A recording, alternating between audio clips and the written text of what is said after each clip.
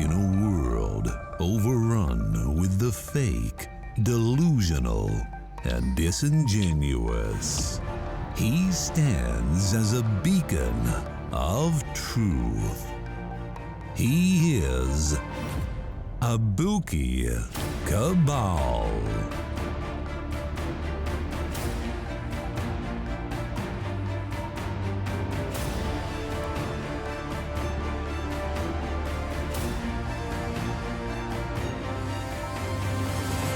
You are listening to Abuki Cabal.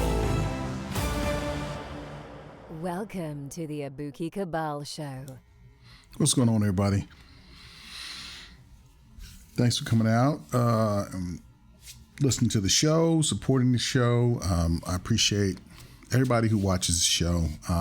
It appears that my notifications are not going out like they're supposed to. Excuse me. So if you would hit that like button, subscribe, and share the video, I'd appreciate it. And on with the show. So today, I want to touch on an article that The Guardian did about, black women in their hair. And I think this is, illuminates the reason why our community is plagued with the weave. And women have just become too lazy to do their own hair, and they rely on all these chemicals and these head dresses and whatnot to get through their day-to-day, things that they have to get through in order to look, appropriate enough to get through whatever they're doing in their day. So, to me, the weave and, the eyelashes and, the tattoos and, all of that stuff, that just shows that you just have a lack of belief in yourself. You look at yourself and you just feel like you're just not good enough. It's insecurity. And we're seeing more and more of that today. These women are supposed to be confident and, just accomplished, and just everything is just a plus for them, but they don't like the way they look. Everything has to be jazzed up, but then they try to convince you that the makeup is nothing. It's still who they are. But some of these makeup artists are truly artists, because when they put the makeup on, they don't look anything like themselves, but they think that that's what they look like.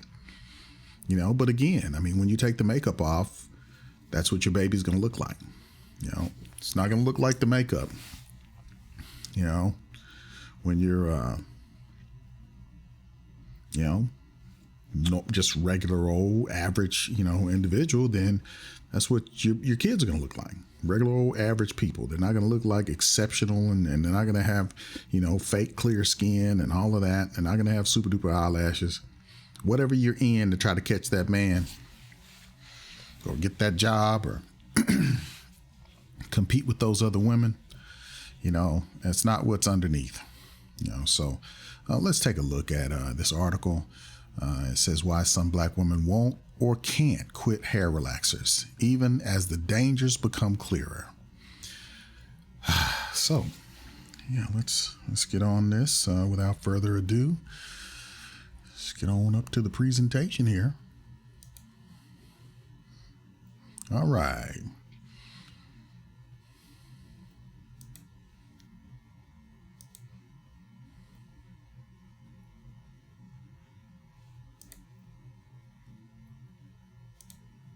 Why some black women won't or can't quit hair relaxers, even as the dangers become clearer. Jeanette Stevenson stacks 2 boxes of hair relaxer on her bathroom sink. She shakes out her long hair before leaning down to reveal wavy roots at her middle part to the camera. Straightening this patch of her hair is the purpose of her TikTok video Come Get a Relaxer With Me, Part 2. A remix of SZA plays in the background as she slicks her hair down with a white chemical concoction from one of the boxes. By the end of the demo clip she is smiling into the camera, glossy-lipped, with an air of satisfaction and shiny, straight, blown-out tresses falling past her shoulders. The 22-year-old nursing student in Montgomery, Alabama, occasionally gets pushback for posting videos of chemically straightening her hair. Commenters will respond, "Relaxers are damaging. So I don't see how it's healthy at all, or it's literally chemicals that make her hair permanently straight. It doesn't matter how professionally you do it, it's still damaging." Now more than ever before, the risks of wearing relaxers has been clearly laid out. Photograph, perma-straight. But for Stevenson, a lot of stuff in the world isn't safe. She says her tresses are healthy and more manageable, and refuses to give relaxers up. Whether it's personal preference, tradition, or response to external pressure to have straight hair, relaxers are a habit many black women just won't, or can't, quit. Michelle Obama recently spoke. Okay, I'm gonna stop right there. You see, they always talk about these pressures, these external pressures for them to do things, because they just don't, they can't say no to these things. They can't resist. They don't have their own opinions. They have to, they're pushed, to and fro by the opinions of these other women. They always say that it's us though, but I've never seen a man say anything about, "I want you to go get a relaxer. I want you to go get a lace front." No, men don't care about that. They want your hair because we like to feel your roots. We like to feel your head. We don't want to, hear, "Don't touch my hair," and see you smacking your head as hard as you can because it's itching underneath and you can't get to it. That's just not, it's not sexy. It's not attractive. And it looks dumb. I can't tell you how many times I've seen that, at work, and you just see people, you hear this noise, pat, pat, pat, pat, pat, pat, and it's some girl down the hallway smacking the hell out of her head because it's itching. And it's like over and over and over the whole shift, you hear these people just smacking their heads. It's like, you got to know that that's not good for you. I can only imagine what's underneath there, dandruff, dead skin, who knows, glue, particles and whatnot, it's unsanitary. But let's move on. To the pressure to conform to a certain aesthetic while serving as First Lady. During an appearance in Washington, D.C. to promote her new book, she said, "Wearing long braids on stage, as black women, we deal with it. The whole thing about, do you show up with your natural hair? As First Lady, I did not wear braids. I thought about it. Nope, they're not ready." Nah, you know what? Do it anyway. They're not going to be ready, but I mean, you're a black woman. You're a beautiful black woman. Wear what you're going to wear. External pressures and all of that. Who put the pressure on you? The pressure's inside your head. The pressure's in your head. You see these people and you hear them saying, "Oh man, you got to have your hair straight. You gotta, put on some makeup to make you look brighter, lighter. You gotta, whatever, fix your face, don't act a certain way." All of that's in your head. Nobody tells you that, but I understand where it's coming from, because it's like, putting on clean drawers so that if you get hit by a car that, in the emergency room, you won't have raggedy drawers on. Everybody's mom tells them that, but if you're doing the right thing, you're going to have clean drawers on anyway. But I digress. Anyway, these things that make us, these voices that make us react in certain ways, they are not real. So if you have confidence, you're going to just do it. If you're dressed well, you're going to just dress well in front of them. It is what it is. We as black people have initiated everything that is stylish, everything that is worth wearing, everything that they have on the runway, everything that they do, we did it first. We made it cool. Everything they listen to, we made it cool. Everything that they eat, we cooked it first. And after all of this time, we get to the top and we're still hearing voices that tell us that we need to act a certain way because there's pressure for us to look like them, or to, to do a certain thing. That's like these pressures to go and get BBLs and whatnot. No man is telling you to go do this, but then they assume that this is what you want. You want a super fake body and, super fake hair and the lashes and all of that. No, you guys do that yourselves. You do that to yourselves. And then we have to accept what you bring to us. You bring it to us and then we say, we really don't want that. Then you go, why not? It's cute to me. And anytime you tell a woman, hey, I'd like for you to, why don't you wear this for me? I can dress myself. That's what you get. So obviously it's not coming from us. Again, like I said, it's coming from your head and you're competing with other women. So let's move on. Problem is that now more than ever, the risks of wearing relaxers has been clearly laid out. In groundbreaking research released in October, a National Institutes of Health study of about 34,000 women ages 35 to 74 conducted over almost 11 years found the women who reported using chemical straighteners had double the risk of uterine cancer faced by women who didn't use these products. Hear that? Uterine cancer. Risk of uterine cancer. Knowing that there is a risk of uterine cancer, they will go ahead and do it anyway. Using these chemicals in your head, these chemical straighteners had doubled the risk of uterine cancer faced by women. Let's fix that. Faced by black women who didn't use the products. Double the risk from using these products. But that's not incentive enough for you to stop using it. Because black women use hair straightening or relaxer products more frequently and tend to initiate use at earlier ages than other races and ethnicities, these findings may be even more relevant for them. Dr. Chae-Young Chang, the co-author of the study, said in a statement. Just days after the study was released, a 32-year-old black woman from Missouri, Jenny Mitchell, filed a lawsuit against L'Oreal, Strength of Nature, Soft Sheen Carson, DeBoer International, and Namaste Laboratories, all makers of chemical straighteners and hair relaxers. She got her first relaxer around age 8, amid social norms about having sleek, nice, laid hair, Mitchell said. Now, as a uterine cancer survivor who has undergone a hysterectomy and premature menopause, Mitchell cites relaxers as the reason she will never be able to bear children. Mitchell learned about her cancer while seeking fertility treatments to fulfill her dream of becoming a mother. That's always something that I wanted, says Mitchell, who has 14 nieces and nephews. Okay. This highlights another problem. Excuse me. This lady is 32 years old, trying to fulfill her dream of having children. Really, really late because of societal pressures to go out and be, successful based on somebody else's metric, and starting your family based on somebody else's metric. You wait too late, you're gonna mess around and you're gonna have some experimental babies.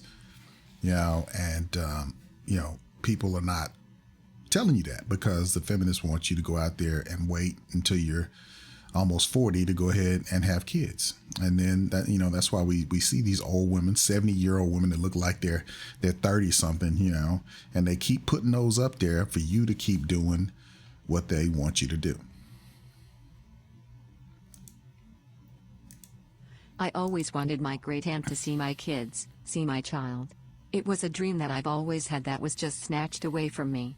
Over the past decade, chemical relaxer sales to hair professionals and salons declined from $71 million in 2011 to $30 million in 2021, according to the market research firm The Klein Group.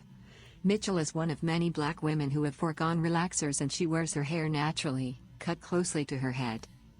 The defendants have not yet filed an answer to the lawsuit, according to Mitchell's attorney, Deandra Fu Debris Zimmerman. Mitchell's legal team said they expected many more women to file additional lawsuits against the defendants and would ask for all of them to be handled under one federal judge. If Jenny prevails, it will be no less significant than the first case where we discovered that smoking caused cancer and that there had to be repercussions, says Naliwe Rooks, chair of Africana Studies at Brown University, who weaves the story of hair into courses she teaches about Black women because it is a crucial element of the Black experience in America. And, if Mitchell prevails, Black women could be faced with a different kind of conversation about hair and adornment, that of adverse and unequal health consequences. Yeah. So I'm waiting to see when they're going to do the study on weave and how it's balded out all of these young girls and these women. You know, it's a crying shame. I saw, a video on Facebook. This girl looked like she was all of 12 years old and she was straight bald headed.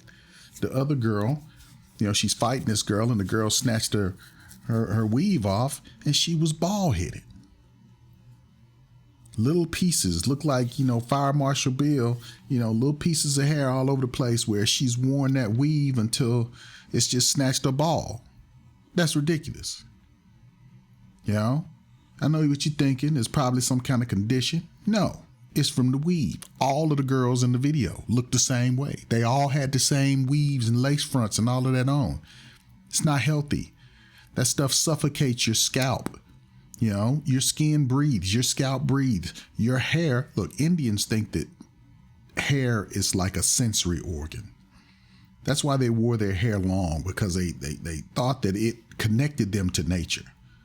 I think there's something to that, And, my dad always said, a woman is just not supposed to, he's old school, but a woman's that's just not supposed to, cut her hair. She's supposed to, it's supposed to be something that's supposed to be attractive, You feel attractive when you have your hair, when you get your hair done. Women used to go and get their hair done, in the 90s, 80s, women would go, get that feathered look, getting it bumped on the sides, all that kind of stuff, all that lingo that they used to use. And it used to look good. You see that and you just had this overwhelming urge to just mess it up,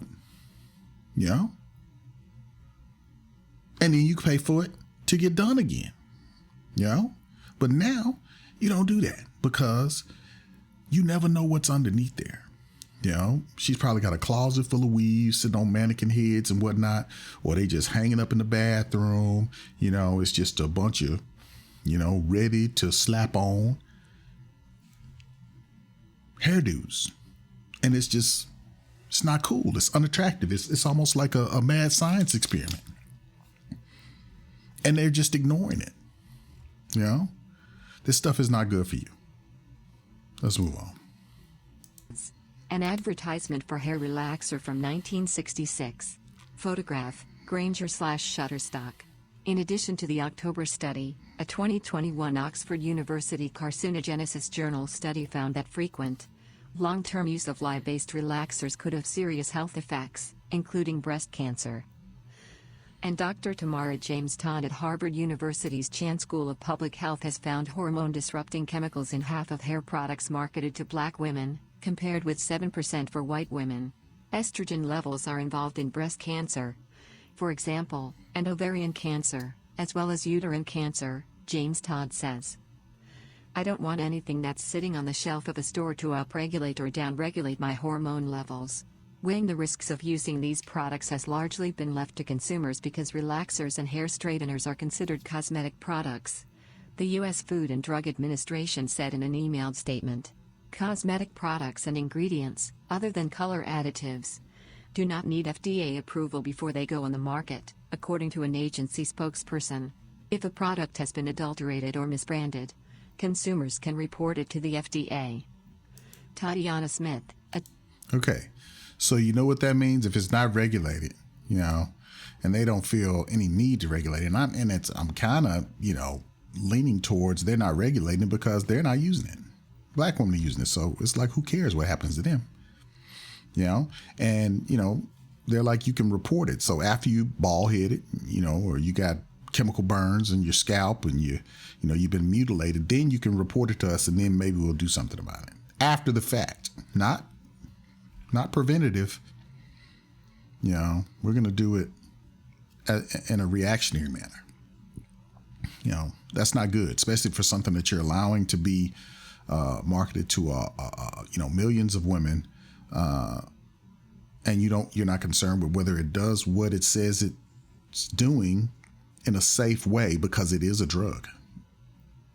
It's a drug. It's a chemical. If it can get into your system, and your scalp has pores, your scalp breathes, your scalp absorbs, so it's getting into your system. So, the Food and Drug Administration, in my opinion, is neglecting their responsibility for the safety of the public by not regulating and not,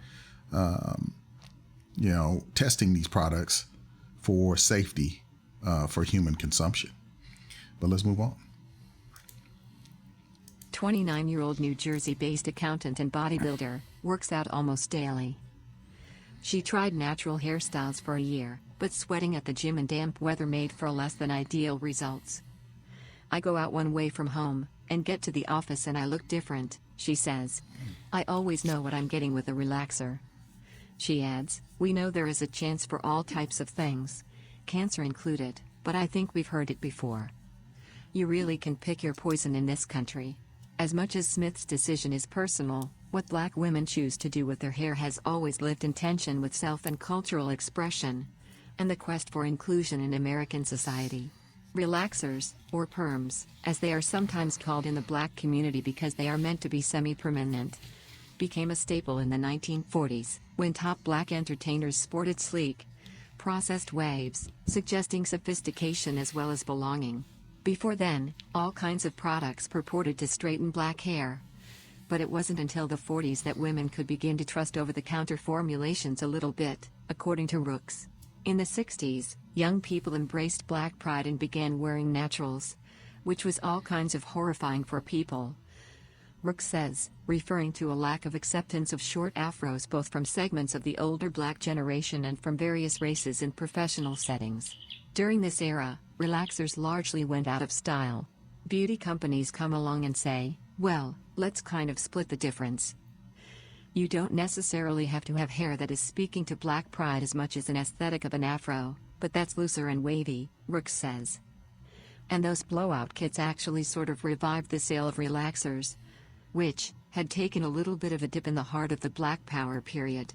Next came Jerry curls in the 80s, followed by weaves, says Rooks, noting that in the 90s, stories about Black women being fired for wearing natural hairstyles were emerging.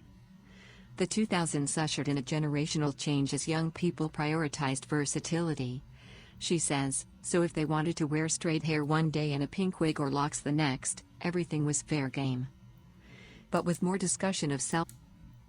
What the hell? Did you hear that?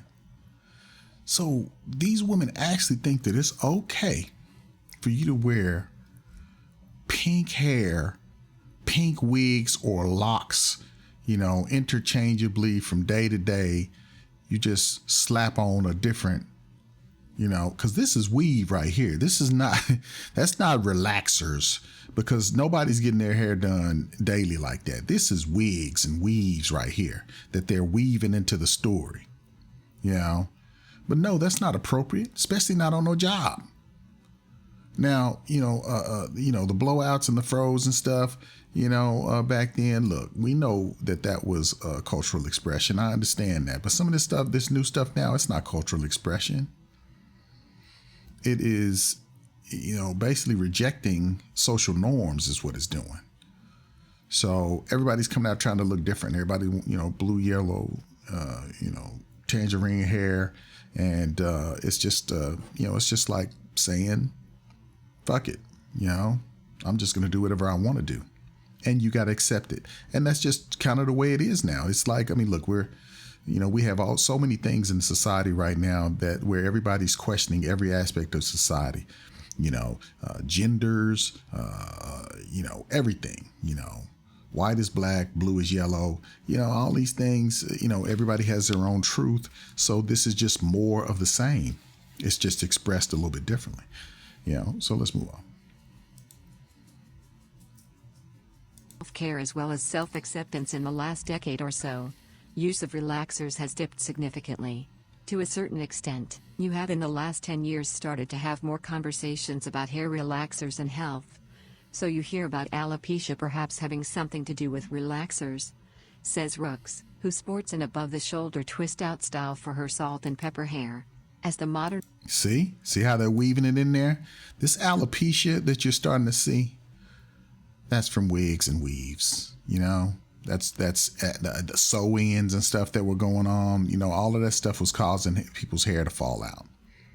You know, then you start having women who were basically just, you know, going for the big chopping all their hair off, and then their hair grows back, and then they just start natural and start growing their hair out. And it works, but it takes a lot of work. You know, a lot of work that the average woman doesn't want to do because she's too busy, because she has jobs, all these things. She doesn't have time to do her hair like in the past because women don't have as much free time. And the ones that do allocate it in a way that is not conducive for them to, you know, do their hair and all of that. So they take the easy way and they throw on a wig, a lace front, you know, put on some makeup and go. You know, it saves a lot of time. So it's convenient for them, you know, but nobody's really discussing, you know, the bad side effects of, you know, living your life like this, you know. And I think that, like I said, you know, they need to start getting into the regulation of this fake hair and all these things that are causing these women to have, you know, medical issues. I mean, you see people, I mean, I've seen women who have taken their lace fronts off after, you know, being helped to take it off, and they have effectively big scabs on their heads, you know, where this thing, the hair and the, you know, the skin and everything has basically just fused itself to the lace front because they just didn't take it off. You know, or if they had a sew-in, they just didn't take care of it. They just let hair just grow all over the place around it like it was their natural hair because they just couldn't get back in to get it worked on. All of this stuff is just, you know, it's just sounds barbaric to me. I mean, it's crazy, you know. But this is what women are doing in the name of beauty. Natural hair movement took off, however. Brooks began noticing black women talking about undergoing the big chop to get rid of relaxed hair and make room for new, naturally curly hair to take its place, using words like self-care and moving towards self-acceptance. A 1968 advertisement. In the 60s, relaxers largely went out of style. Photograph, Granger/Shutterstock. Many had learned to distrust and dislike their natural hair from parents and grandparents, probably responding to generations of external pressure to conform. Then, she says, society reinforces internalized messages about acceptability by suggesting, we want you to look a certain kind of way if you're going to work for our airline, for our hotels, if you're going to make it into corporate boardrooms. When black women tease out what that certain kind of way is, Brooks says, it's not the hair like it looks, how it's grown out your head. With more black women having serious conversations about connections between hair care products and health conditions, Brooks can find no murmurs of, no hints of concern by the government or among companies about the safety of these formulations. A lot of girlfriend conversations have involved rethinking the idea of putting formulations with lye, an ingredient used in plumbing, on their heads, though there are plenty of no-lye options on the market. Black women have reconsidered scalp-level issues, such as relaxer burns, scalping, and hair loss, says Rooks, who is among the featured guests on Hulu's The Hair Tales. Tracy Ellis Ross's recent exploration of black women's notions of beauty and identity. Other guests include Oprah Winfrey, Chloe Bailey and the Massachusetts Congresswoman Nyanga Presley, among others. We hear about fibroids having something to do with relaxers. Brooks says of the benign pelvic tumors, black women are 2 to 3 times more likely to suffer than white women. Fibroids are also the main reason women get hysterectomies, according to the Black Women's Health Imperative. So that has put the brakes on it as well. Okay, yeah, we'll stop it there. I've seen these fibroids. I've actually taken uteruses that have been extracted down to pathology, and I've seen the fibroids, and it's horrible. You know, it's like big white nodules in the uterine wall, and It's crazy that things like this are causing these things to happen, and they're extremely painful. My mother went through the same thing with her hysterectomy, and she had nodules as well. She had those fibroids. So that's definitely not, like I said, it's a very, very painful situation, cramps and whatnot, until they eventually, they have to remove it. So, as you can see, they went through a lot of the things that I was talking about, that scabbing and all of that. You have to see these things. I mean, the description is not good enough. You have to see these things to see just how bad they are. Some of these things almost look like they need to be surgically removed. Definitely some examination of the skin, the scalp, and some work done on it, some medical work done on it, but some of that is covered with a lot of the beauticians and whatnot. When they go through the schools, they have some training in trying to do things in an antiseptic kind of way. But I don't think it's enough. I'm telling you, some of this stuff that I've seen, they really need some kind of medical intervention. But let's move on. But Black women will continue to wrestle with the pressure to use relaxers to feel socially accepted. According to Alice Gresham, a Philadelphia-based clinical director for outpatient mental health. The Hair Tales makes it clear the kind of trauma that we've been experiencing around a physical attribute secondary to our skin, which of course is still trauma, and it's double trauma or complicated trauma. Gresham tells TikTok viewers in a video responding to the Hulu series. She says in professional settings, including at their jobs, Black women are subject to both hypervisibility, being scrutinized about everything from the work they do to how they look when doing it, and invisibility and being rewarded for good work. This duality produces a psychosis in Black women in the workplace trying to fit into corporate structures with the right look. Gresham says she is incensed it is taking so long to make a federal law out of the Crown Act, which would make discrimination based on a person's texture or style of hair illegal. The bill was co-sponsored by the Democratic Representatives Ilhan Omar and Presley, two Black women, and passed the House but stalled in the Senate. The Democratic New Jersey Senator Cory Booker is expected to reintroduce the bill in the next Congress. The message is basically, it might be okay for you to do something different with your hair or be natural with your hair. Okay, I'm gonna stop right there. And I'm gonna do another story about the Crown Act.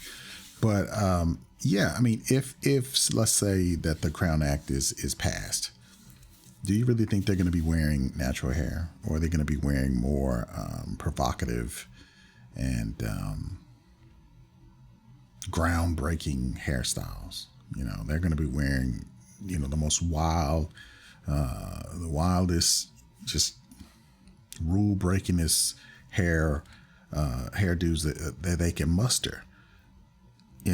Every time you do this so that, you pass something like this, or you say that it's okay, we're probably not going to scrutinize your hair or your dress.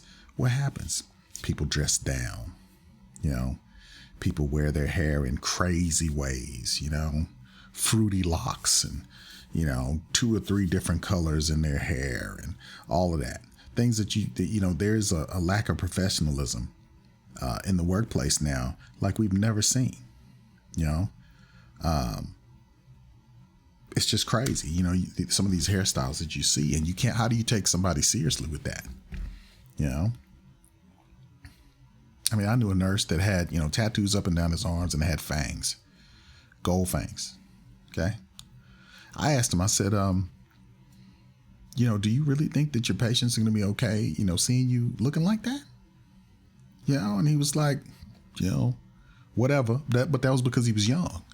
I saw him again later on, and he had all that stuff removed, because it's just like I said, you can't go in there looking crazy and expect people to take you seriously. But let's move on. According to Gresham, who says trauma sets in when non-Black people say the most ridiculous ignorant things to you about it, including trying to touch it or making comments in front of other people, asking you, is that real? Or your hair is so interesting how you have it in a different way each and every day. Gresham says she has mentored women who struggle with thinning and brittle hair after years of relaxer use when the social acceptance they have been chasing hasn't worked out the way they thought it would. I believe there's a bit of an attachment there. Like decent is relaxing, making it straight, Gresham says. We're still struggling with natural hair in its natural way. Okay, so there's the article. I thought it was kind of interesting. I'll put a link to it in the description. I have family members who do hair and have done hair for, well over about 20, 30 years. So I've seen a lot of this, so, if women are going to, do these type of things, and use these products, like I said, the whole premise of the article is safety. And that's something that needs to be looked into. I mean, I think if something like this was happening to others in the community, I think there'd be an uproar about trying to make sure that these products were safe, or if they were, there will be alternatives on the market that could do the same thing that it does, and in a safe way. So I hope you guys enjoy the article. If you guys have any comments on it, you can put them in the comments and we can discuss it. And on to the next one. You guys have a great day, night, or evening whenever you're listening. And I appreciate you. I feel like a motherless child alone.